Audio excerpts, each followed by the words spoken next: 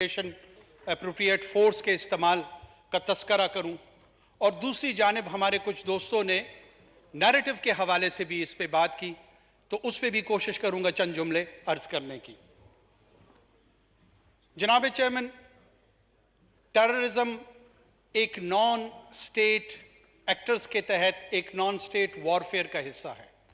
میرے خیال میں ہم ابھی تک اس جنگ کی نیچر جو ہے اس کو ایٹ ٹائمز سمجھنے میں قاصر نظر آ رہے ہیں، چاہے وہ پارلیمان کی جانب سے ہے، چاہے وہ سول سوسائٹی کی جانب سے ہے، چاہے وہ میڈیا کی جانب سے ہے، یا ایٹ ٹائمز وہ سیکیورٹی فورسز جو کہ آن گراؤنڈ اس کو کنفرنٹ کر رہی ہیں ان کی جانب سے ہے۔ یہ آن سلاٹ ہم پہ ڈومیسٹک فرنٹ سے انلیش ہوا ہے۔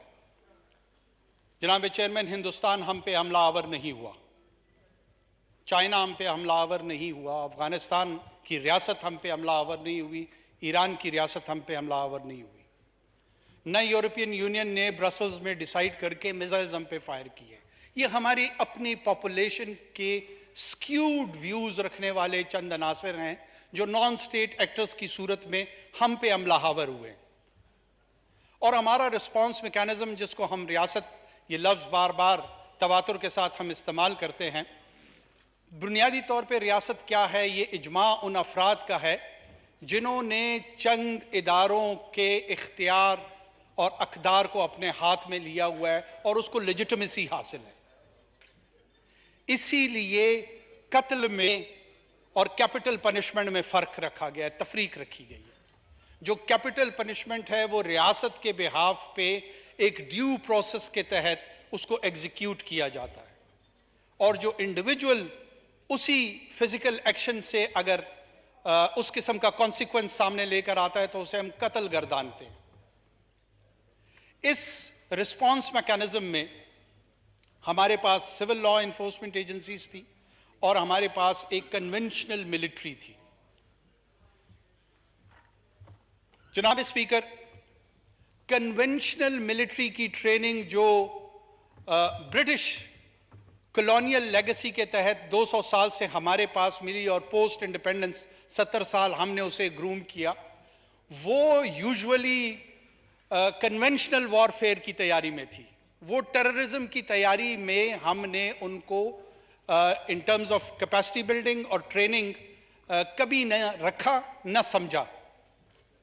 جب یہ تھریٹ ہمارے سامنے آیا تو military was morphed into a counter terrorism force, اور جو سٹاپ گیپ ارینجمنٹ تھا ہم نے رسپانس یہ دیا 9/11 کے بعد کہ کاؤنٹر اس کو ملٹری کرے گی in terms of kinetics, in terms of the application of the force, without realizing کہ باقی دنیا کے جو تجربات ٹیررزم کے ساتھ ہیں، نان سٹیٹ وارفیئر کے ساتھ ہے، وہاں پہ formal counter terrorism force establish ہوئی ہیں۔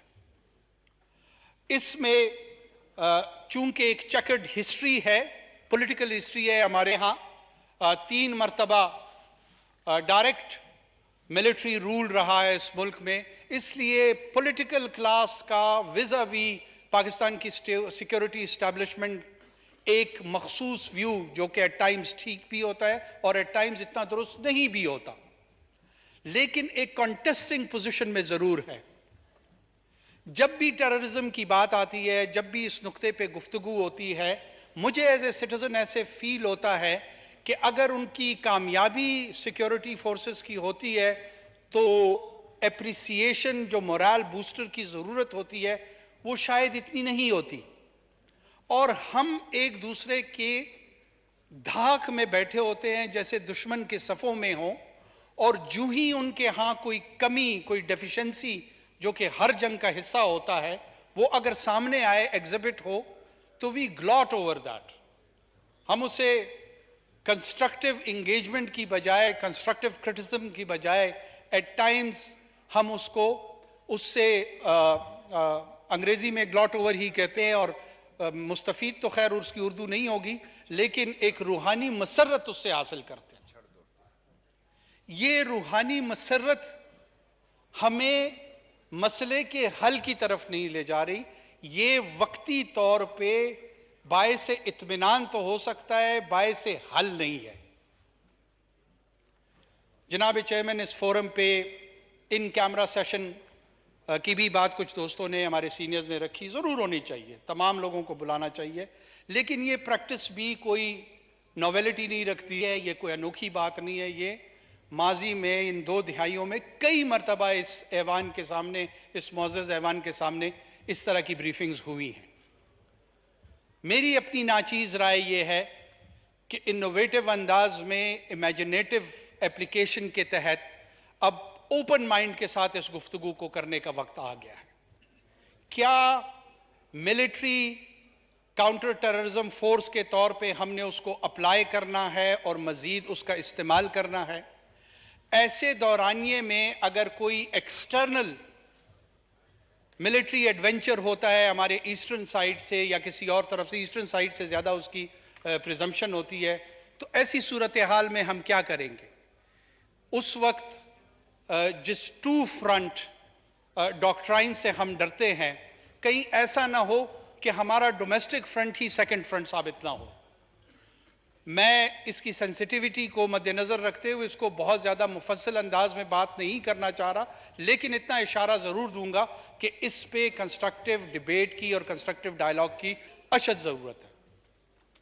دوسری جانب جو دوسرا امپورٹنٹ نوانس میں سمجھتا ہوں یا شیڈ سمجھتا ہوں، وہ نیریٹو کے حوالے سے ہے۔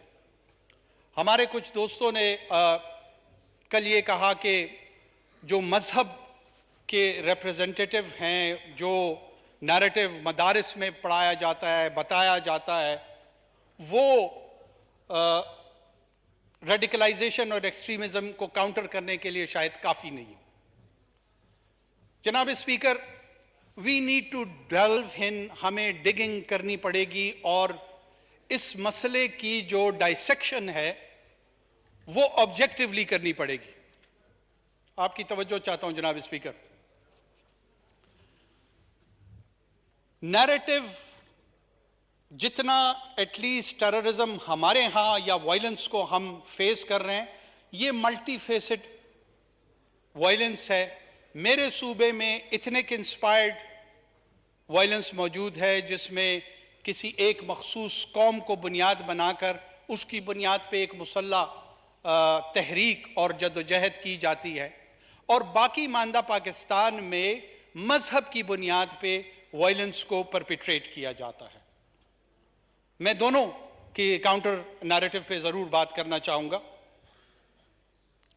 یہ حقیقت اپنی جگہ پر میرے خیال میں اسٹیبلشڈ ہے کہ جو لوگ ریلیجس انسپائرڈ وائلنس میں استعمال ہوتے ہیں، ان کے پاس مین سٹریم مذہب کی سند نہیں ہے۔ جو مین سٹریم سنی اور شیعہ اسلام ہے، حوزہ نجف جو کہ اہل تشیع میں روحانی طور پر سب سے سپیریئر اسپریچول سٹیٹس رکھتا ہے۔ آیت اللہ سیستانی ایک حجت الاسلام، ایک بہت بڑا روحانی نام اور شخصیت اہل تشیع کے ہاں، اور ان کا جو میں سمجھتا ہوں احترام ہے، وہ اہل سنت کے ہاں بھی بہت زیادہ ہے۔ کہیں پر خراج یا خارجیوں کی یا اس ریڈیکلائزیشن کی سند یا فتویٰ یا لیگل اوپینین ان کی جانب سے نہیں آئی۔ اہل سنت میں چاہے اہل دیوبند ہوں، چاہے اہل بریلی ہوں، جامعۃ الازہر ہو، میری نظر سے ابھی تک اس ریڈیکلائزیشن کے لیے سند مین سٹریم اسلام سے یا ان کے ریپریزنٹیٹیو سے نہیں آئی، ڈسپائٹ دا فیکٹ کہ جو لوگ اس میں وائلنس میں شامل ہیں ان کے ہاں مذہبی رجحانات ضرور ہیں۔ جو لنچنگ کل پرسوں ہوئی ہے وہ انہی لوگوں نے کی ہوگی جو کہ یوزولی کلیم کرتے ہیں مذہبی رجحانات کو۔ مذہبی رجحان رکھنا اور اس کے سند یافتہ اس وائلنس کو لیجیٹمائز کرنے میں بڑا فرق ہے جب آپ نے کاؤنٹر نیریٹو جنریٹ کرنا ہو۔ جناب چیئرمین، ہم اس جنگ میں جو کہ کاؤنٹر نیریٹو ہے، اگر مائل سٹون مذہب کو رکھ دیں گے اور دین سے لڑنا شروع کر دیں گے تو میری ناچیز رائے اس ایوان کے سامنے یہ ہے کہ بہتر یہ ہوگا کہ ہم ریڈیکلائزیشن اور ایکسٹریمزم کے خلاف، جو کہ ایک سٹیٹ آف مائنڈ ہے اور ایک سائیکولوجیکل چیلنج اور ایشو ہے، اس کے خلاف لڑیں۔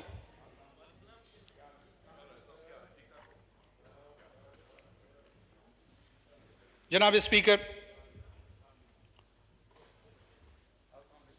ایک طرف لبرلزم، سیکولرزم، لبرل ڈیموکریسی کا امبیلم شہید بے نظیر بھٹو، وہ ان ریڈیکل ایلیمنٹس کا شکار ہوتی ہے، وکٹم بنتی ہیں۔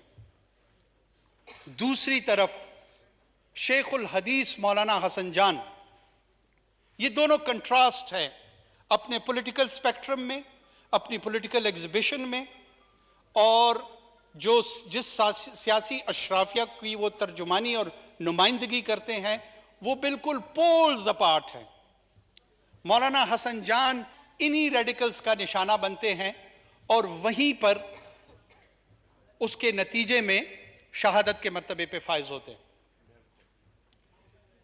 ہم اگر ایک دوسرے سے اپنے پولیٹیکل پونشاں، انکلینیشن کی وجہ سے الجھیں گے، یہ الجھاؤ ان ریڈیکل ایلیمنٹ کو تقویت دے گا، وہ اس کا فائدہ اٹھائیں گے، اور جو ہمارا ایک یونائٹڈ فرنٹ موجود ہونا چاہیے وہ حاصل کرنے میں رکاوٹ ہوگی۔ اس میں کوئی شک نہیں ہے کہ سچ بولنا چاہیے، لیکن ادھورا نہیں، پورا بولنا چاہیے۔ ادھورا سچ بعض اوقات زیادہ خطرناک ہوتا ہے، بلکہ جھوٹ سے بھی زیادہ خطرناک ہوتا ہے۔ جناب اسپیکر، میں آپ کی آنکھوں کے اشاروں کو سمجھتے ہوئے اپنی بات کو اختصار کی طرف لے جانے کی کوشش کر رہا ہوں، لیکن سینٹ کے فلور پہ بھی ہم نے یہ بات کی، یہاں پہ بھی ہم نے یہ تجاویز کے سامنے آپ کے سامنے رکھنے کی کوشش کی ہے۔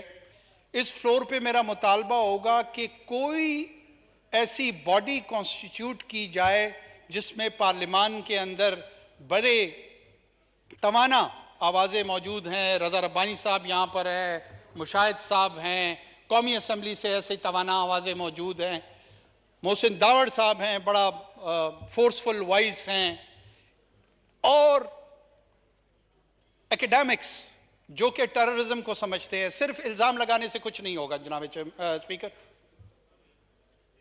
جو کل ہم نے ابتدا کی 2 شہداء کے حق میں دعا سے، ایک طرف 5 سے 7 ہزار سیکیورٹی فورسز کے لوگ شہادتیں دے چکے ہیں اور مزید بھی دیں گے، یہ ان کا کام ہے۔ ان دا لائن آف ڈیوٹی انہوں نے یہ اگری کیا ہوا ہے کہ وی ول رسک آر لائفز، ہم اس میں جان لے بھی سکتے ہیں اور جان دے بھی سکتے ہیں، یہ is part of the job description. لیکن دوسری طرف جن لوگوں کو ان کو اونرشپ دینی چاہیے، اگر وہاں سے الزام تراشی آئے گی تو یہ لڑائی کہیں نہیں جائے گی۔ اگر آپ اس لڑائی میں سنجیدہ ہیں، اور میرا ایمان ہے کہ آپ ہیں، مجھے آپ کی نیت پہ شک نہیں ہے، کسی کی نیت پہ شک نہیں ہے، لیکن ہر ایک بات پہ کہتے ہو تم کہ تو کیا ہے۔ ذرا اپنے انداز پہ غور ضرور کریں، اپنی میتھڈالوجی پہ غور ضرور کریں۔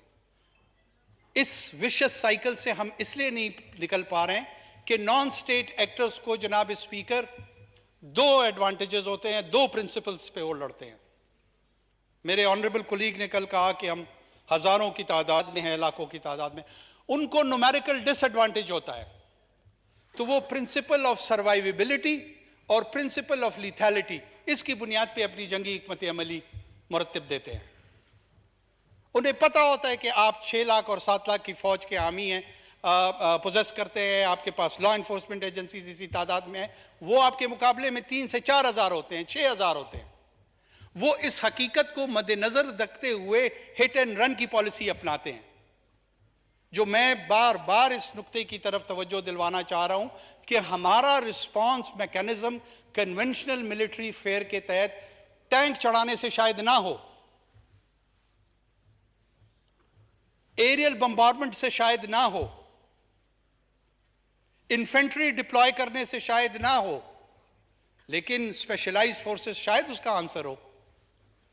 تو ہمیں امیجنیٹو پر ہونا پڑے گا, ہمیں out of the box solutions کی طرف جانا پڑے گا, اور اپنی ایگوز کو تھوڑا سا کنٹرول کر کے الزام تراشی سے بچتے ہوئے اس چیز کو for the citizen of Pakistan, for the society and state, اس کو آبجیکٹیولی ڈسکس کرنا ہوگا اور اپنے تہیں اس کے لیے ریکمنڈیشنز دینی ہوں گی. جب تک ہم اخلاص کے ساتھ اس پہ کام نہیں کریں گے, اس وشیس سائیکل سے جناب اسپیکر نکلنا ناممکن نہیں تو مشکل ضرور ہوگا. بہت شکریہ جناب. تھینک یو کاکڑ صاحب.